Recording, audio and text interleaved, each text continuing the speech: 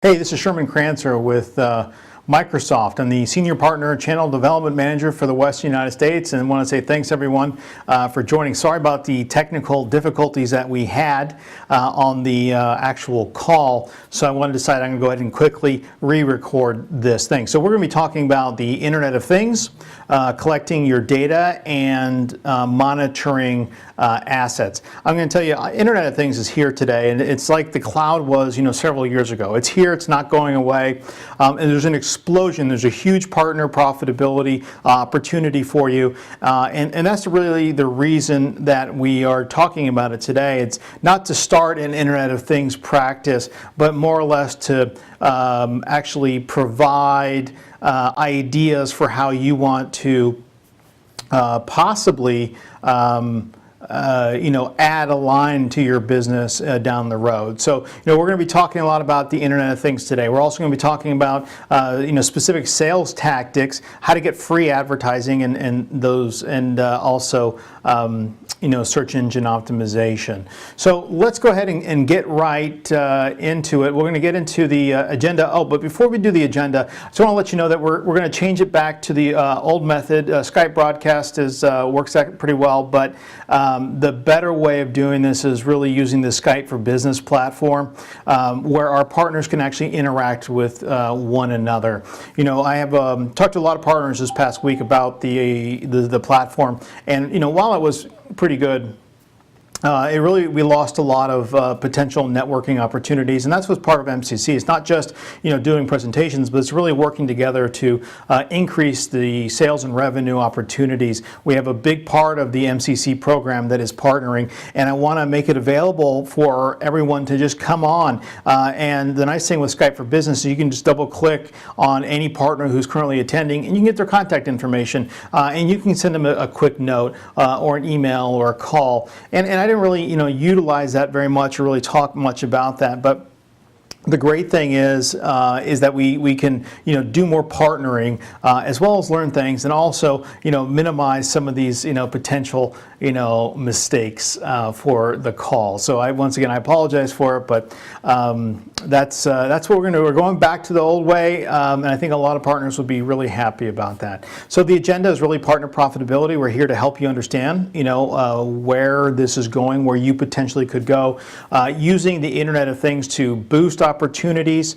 We're going to talk about the market opportunity, the explosion that's happening, how to maximize profitability, create packages for you, and actually how are you going to make money, whether it's project-based, managed services-based, or packaged IP. Then we'll get into the how to get free advertising. It's an amazing concept here, but yeah, you can get free advertising 24 hours a day.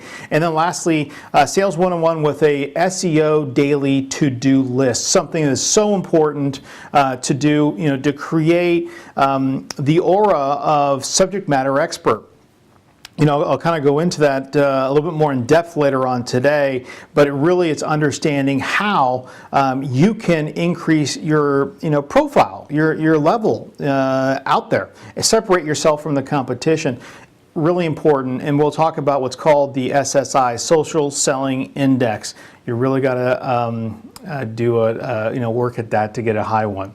All right, so let's get right into it. We always bring in the busy slide here first. It's really about the collecting data, monitor assets, and what we do is we take the slide and we chop it up into 6 sections. So the top 3 are going to be the customer needs, what the market opportunity, and what the partner opportunity is. And then we kind of get a little bit more deep into, a management portal solution. What is that? We can talk about, centralized area monitoring, and then lastly, data services. So that's what we'll kind of break it into. So the first thing is understanding customer needs. As a sales executive for many years, I understood one thing, is that you need to be prepared to be in front of your customer. Okay, you need to understand what they're thinking or what they potentially could be wanting or needing, and how you can help them solve a problem. And it's not a situation where it's I'm going to just bid on services that some other MSP did. That's just the wrong way of going about it. But what are you doing to create an idea to help solve a problem that you know have, or solve a problem that they don't even know they have, but they do have, right? So it's understanding the customer needs. So let's break down the Internet of Things, kind of go into a small example. I don't know if many of you have heard of this one or not, but a company out of Texas, an oil company, has several hundred oil rigs, and one of their big problems with their oil rigs is that a lot of the oil rigs kept breaking down, and then they would be out for 4 or 5 days, and so they would lose a lot of revenue. But the main issue really was they didn't know what was breaking, when it was breaking, how much it was producing, how much it was not producing, and so what they did is they teamed up with a great partner who did a combination of Internet of Things and Power BI to help them reduce costs, increase efficiencies, and increase overall revenue by like 22%. And the problem there was that each oil rig, there was no way to monitor what it was doing. They could monitor the output because they could get it through the pipes, but really couldn't monitor anything else. So they came up with an idea of putting an Internet of Things and a wired device inside the oil rig that would monitor the flow, the input, the output. It would monitor the life of potential parts, and it would also monitor how things are going within that pump. And what it would do is it would send a signal back and forth. Their one problem, which was costing them a lot of money besides just the revenue or the oil rig going down, was when they sent a technician. When one of the rigs broke down, they sent a technician. They have to drive 200 miles to the site, figure out what was wrong, diagnose it, and then come back for the part, and then go back and then come back. Well, there's a lot of T&E involved in that, as well as the loss of days of revenue. Totally unbelievable. But by putting an Internet of Things, or a device that monitors, right, now they can actually, and then utilizing Power BI, Power Business and Analytics or Business Intelligence, they were now able to predict when things would fail. Right? Predict what's going on with that oil well. So instead of sending out their technician 4 times, for a break fix, they would only send them out once because they knew when something was going to break. But what it was is it wasn't just that one Internet of Things. It was Internet of Things because they had a vast number of wells that actually needed one specific monitoring tool to help them aggregate all of those locations, and the data that they were able to get out of it, besides just understanding when something was going to break or not break, was absolutely incredible, because they got so much more, and now they're able to look at it and look at for better insights. So just remember that, better insights, data. Where are we going with this? Well, where we're going is that there's a data explosion out there right now, and we're going to have more data than grains of sand in the world, by 2020. Just think about that. That's very, and the thing is, there's more data being generated than people know what to do with, and there's a lot of really bad data, and it's parts good data, but the thing is, there's like foot traffic that's coming in and out, right? There's the ability of watching people try things or demo things. There's just all different kinds, and they're saying about 70% of the top 1,000 accounts in America already buy a lot of their business information, but instead of doing that by 2020, they're going to be creating their own. So just think about that, right? It's the Internet of Things, Wi-Fi.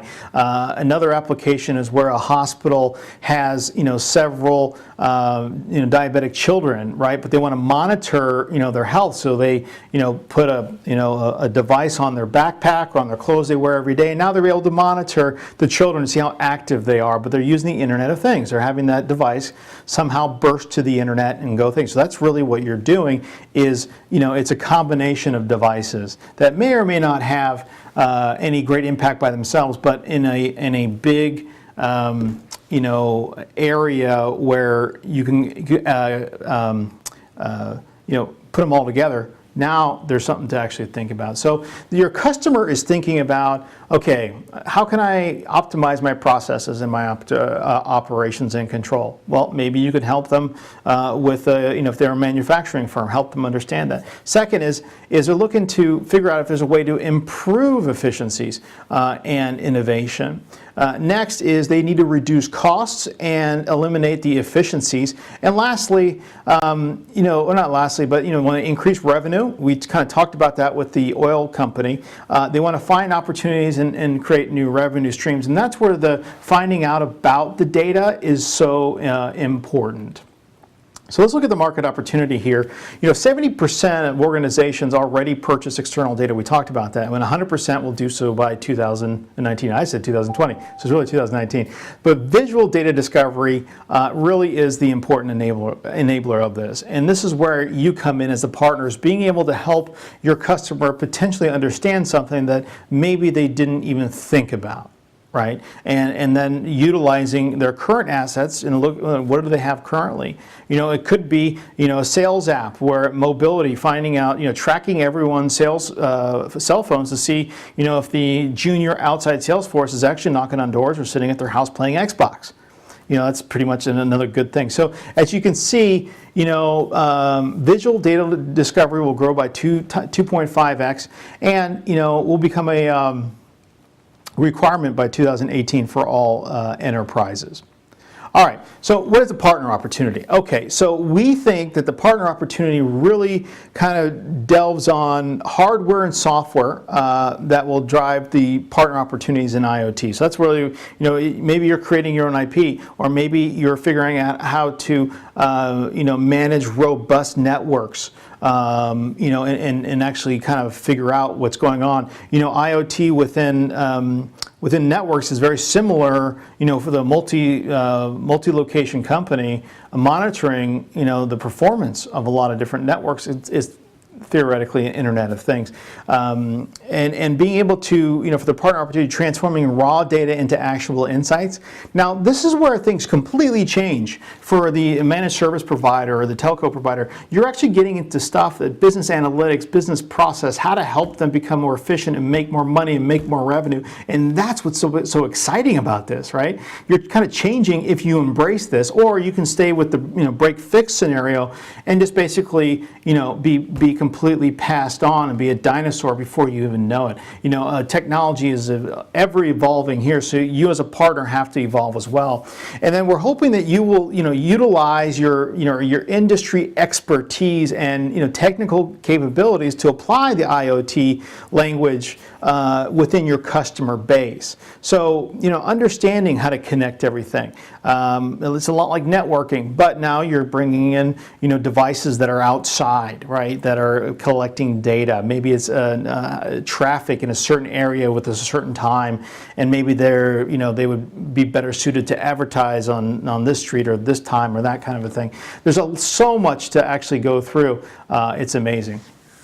So let's change gears here. We're going to go into a management portal solution. So one of the things that really you can utilize, and I utilize this a lot, is actually Channel 9. Channel 9 from Microsoft is a developer's introduction to all of our different technologies. I learned how to do Windows App Studio in 3 days by just doing that, creating your own app. And if you can figure out how to leverage provisioning API technology that we'll teach you how to do, you can create, kind of a user interface type of portal. And what device management does is it allows you to, create this kind of a BI user face, and centrally allows you to have, visibility into either locations or devices, or however you can do that. So as a partner, creating something like this is a great idea. And you can utilize Power BI actually to kind of help understand that information. And then lastly, you can make it easily consumable, format that, assigns different and appropriate role accesses to the different people that are, within, the business unit that could use that information. The next thing is for the partner opportunity is really centralized asset monitoring. What does that really mean is, we think that you can increase the IT proficiencies by really monitoring all these different devices by creating a portal kind of very similar to what we talked about earlier. Be able to control costs and business risks for a stronger, healthier business. And that really breaks down to the very similar to the oil company, right, that had these rigs that were breaking down. So put that into perspective and see if you can utilize that. The next thing is really optimizing, and using, once again, the oil rig explanation. You're optimizing their existing investments, and you're helping them grow the company. So this is what centralized asset monitoring through IoT can do for you by helping your clients increase the revenues. Really, just the bottom line is how to actually do that correctly. All right, and the next thing in data is really data services, and it really what can you do as a partner to make money in this, and that's really transforming the data right into data, usable data to drive better business insight, as well as being able to produce timely and trusted information for consumption. Being able to get the latest information on how many things are being sold, or how much foot traffic is in a location, or how many transactions in a location per date, per time, et cetera, because now your conversation, you think about this, if you're helping them drive better business insight through data services, now you become not just a trusted advisor, but you become a partner in their business, right? And then that's where profitability. Figuring out how to compose storage, movement, and processing pipelines would be a way to manage the data, utilizing Azure, right, and Power BI. Work with the hybrid cloud model is another way that you can work IoT into your business practice, and then having a visual and monitoring the data pipeline, I think is another great opportunity for our partners to really drive large amounts of revenue. All right, so with that, let's move into collecting data and monitoring assets, the partner opportunity. This is really important because this is where we kind of change gears and talk about project services, managed services, as well as creating your own IP. Right? It's very, very simple. So you have to realize that more than 90% of all IoT data will be hosted on a service provider platform. So what does that mean? Oh wow, it's going to be on Azure, right? It's going to be somewhere. It could be in your own data center, for all I know. And by 2017, they say 90% of all the data centers will actually change to be able to monitor and manage this information. So, if you figure out, okay, what are the insights to maximize profitability for a partner, and it's really one is identifying operational inefficiencies. So you're becoming like a business analyst. You're not just becoming a plug and play and a connector and making things work. You're actually helping them with their business. You can create workshops around your thoughts and your own IP, and create use cases for your customers. And then second, the last thing that we see as insights to maximizing profitability is co-invest with your customers into figuring out a model that works.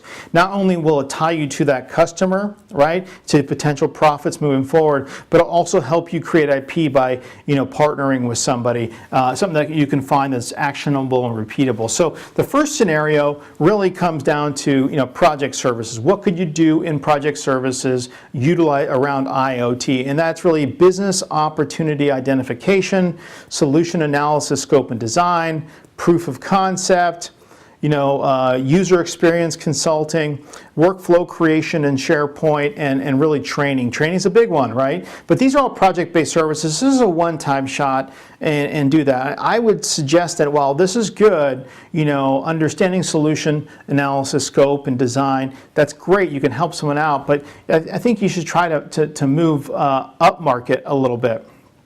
So the next step is really managed services, right? And managed is something that we create an IP for, and not creating an IP, excuse me, we're having a monthly revenue stream with managed services.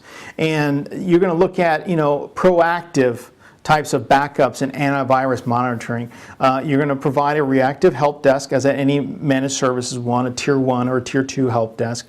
You're going to help them with being able to manage their application under the lifecycle management tool that you'll create, and you're going to help them manage all of your third-party management tools, as well as the Azure consumption. So under MSP, you're introducing them to the Internet of Things, you're helping them provide the scope, and then you're managing it, and you're just kind of being there to help them out. But really, I'm sorry, the margins there are about 45%, great margins. But I would caution to say, well, let's not just stop there. Let's figure out, packaged IP. That's what we need to figure it out, is what's in packaged IP, and that's where you have to start, thinking about selling IoT to certain specific verticals and create a repeatable IP behind it. If you figure out, okay, within, let's say, the oil industry, you've created that great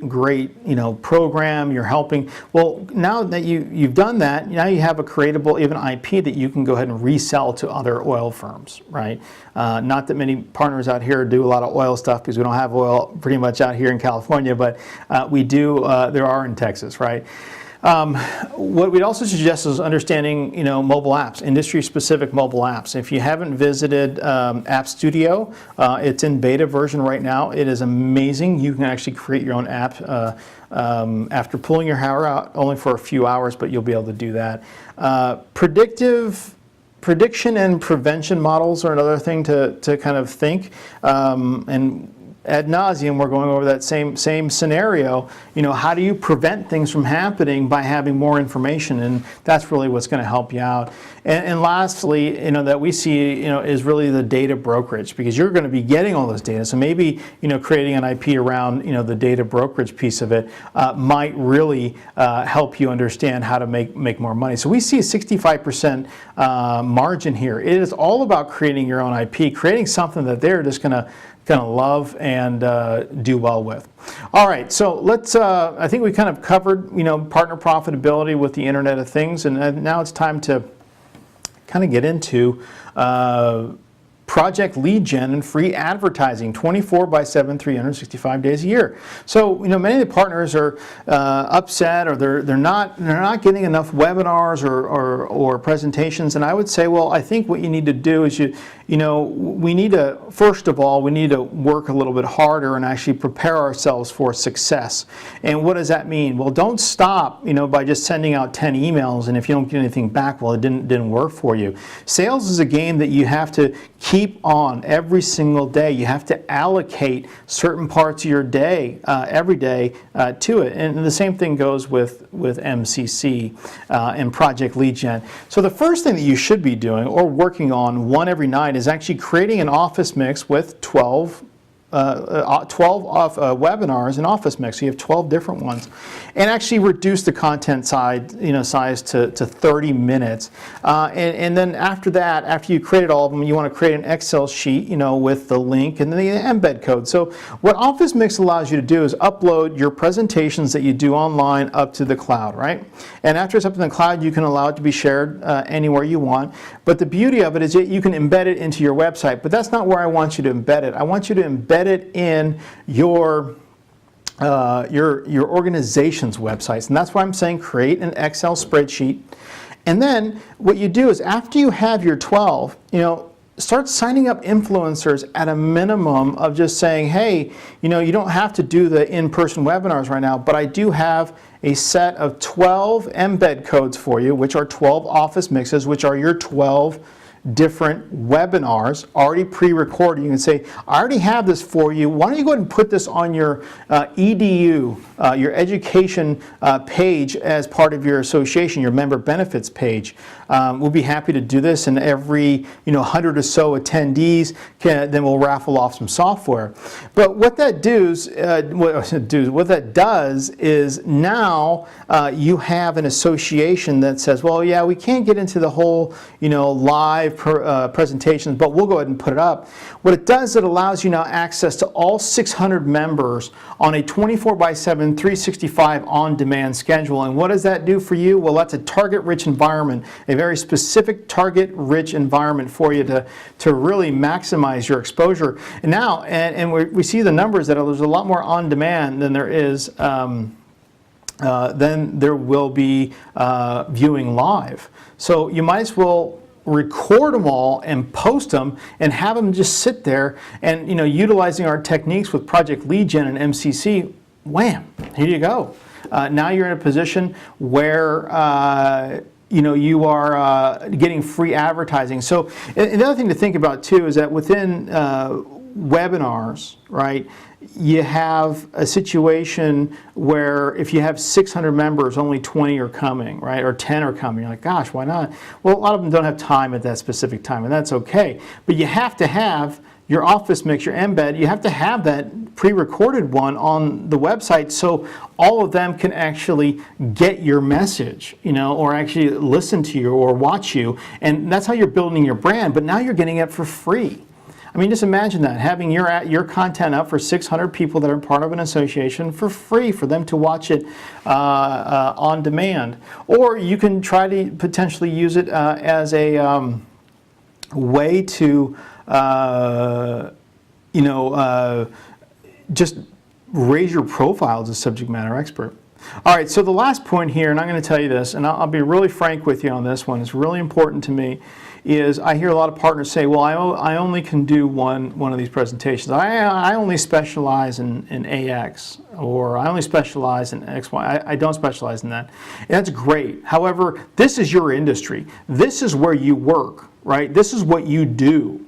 So having a cursory knowledge of what SEO or 5 steps to cybersecurity really is your responsibility. And if you don't want to take up the time to understand that, there's a reason why your competitors are potentially winning more deals. And I hate to be the bearer of bad news here or be a little rough, but the reality is you have to learn about what you do. Now, you could specialize in transistors, but if you're in technology, you have to figure out a way to specialize, not specialize, but have an understanding, at least. I mean, this is your business, right? Mechanics don't say, oh, I only specialize in basically repairing one part on a car. Well, they couldn't possibly be experts at all things in cars, but what they are is they try to get the most amount of information about cars in general, kind of knowing how they work, and you should too. You never know when an opportunity comes up. So I say, phooey to the notion of I can only do one. If you're only doing one, you're selling yourself short, and that's the reason why you're probably having a tough time really raising your profile or raising your social selling index. So please have a cursory knowledge. We provide you all the PowerPoints that you need, and we look forward to helping you with that, and they're not very hard to go ahead and do. All right, so let's get into Project Lead Gen Sales 101 tips. Look, numbers equals results. Numbers equals results. And I can't keep telling you, numbers equals results. Think about it this way. If you're out there in a boat and you put in 12 poles into the water, the chances of you catching a fish as opposed to the one person who puts out one pole is much better. Sales there's a lot of rejection, and I know that a lot of our partners aren't natural salespeople, but you just have to grow a thick skin and say, maybe the next person. That's kind of how I used to think when I used to have to make 100 phone calls every single day. Well, maybe the next one's going to be awesome. Well, maybe the next one's going to be awesome until, effectively 3 times a day, 3 of them were awesome. So numbers equals results. Now, structured time equals results. And what I want to talk about this and what's important about this is understanding, you have to have, from 8 to 10 or to 11 to 12, an everyday motion of having sales and marketing. And I kind of talk about this 4 hours of marketing per day. You have to be able to set it aside, and that's what you do. Stop doing the help desk stuff. If you're a business owner or a leader, start, basically setting out your day, and that's what you do. Don't deviate. Don't put meetings in there. Don't put calls in your time for sales and marketing. That's your outbound. That's how you are going to make, the best possible, rate of return on your time. Next, create an app for your biz. It's so easy to actually create your own app. It's unbelievable. They finally came out with a great tool, App Studio. Watch 3 hours of information on it on Channel 9. You can create your own app. And why don't your customers have your app? Have your thoughts. Well, I'm going to be releasing a project lead gen app pretty soon that's going to allow you to be able to check all the content we have and then the tips and the tricks for that. So creating an app is actually quite easy, and I suggest that you really work on getting that. All right, so let's get into the SEO list. This is something you got to do every single day, and actually have a list of what you're doing first thing in the morning, because what you want to do is raise your sales, social selling index, and that means that people think of you as somebody who knows what they're talking about, and that's what's important. This is a list that I do every day. I do it religiously. I post every single day, whether it's a video post or a written post. Get it out there. Show people what you know. Help them understand it. You're raising your profile. Secondly, I always start out with LinkedIn. It's actually one of my start pages that pops up, and I check, who's there. I make connections. I post in it. I write posts.